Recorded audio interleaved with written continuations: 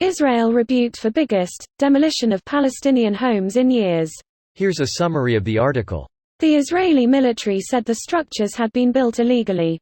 The UN called the Israeli actions a grave breach of international law. According to the UN Office for the Coordination of Humanitarian Affairs, 76 structures, including homes, animal shelters, toilets and solar panels, were destroyed when Israeli bulldozers moved in late on Tuesday.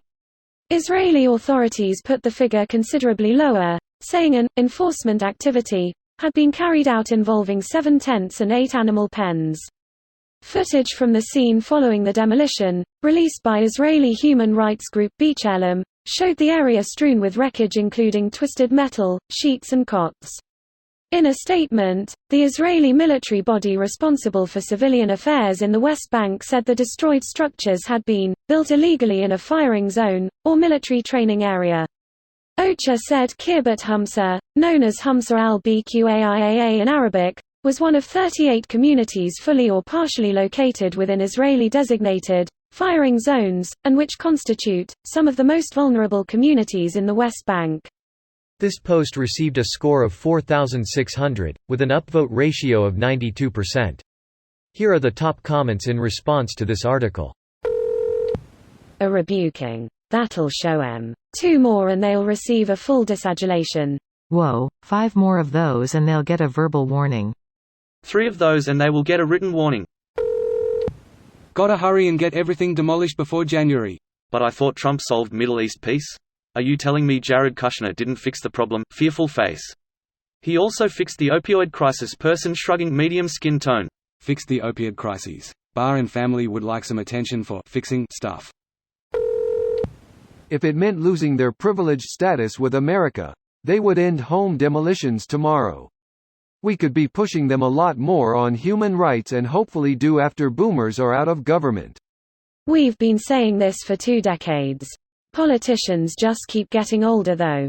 We now have a 78-year-old president-elect. Even when Obama was president, and a very young one at that, America didn't re-evaluate its support of Israel. AIPAC has tremendous control on U.S. politics. Look how hard they tried to dumpster Ilhan in the primary.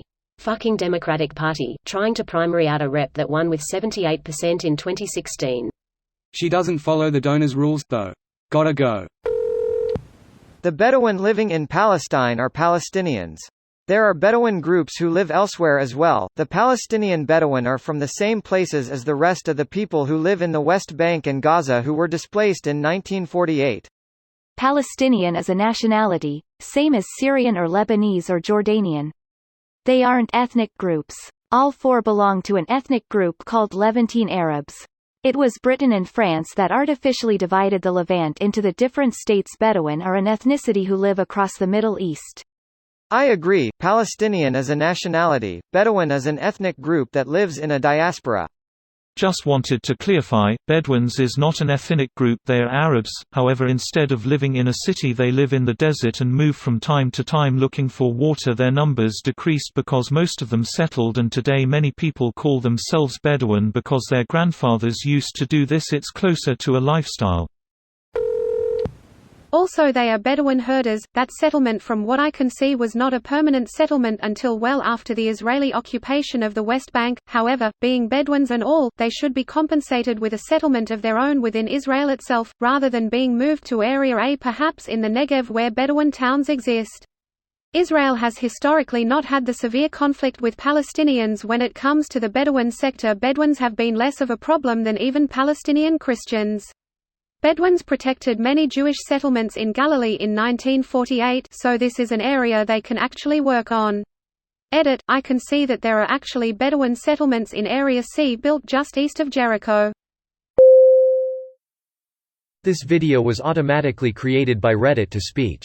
The article and comments in this video were selected from Reddit according to their upvotes, and any paraphrasing was performed by smmry.com, without any human intervention.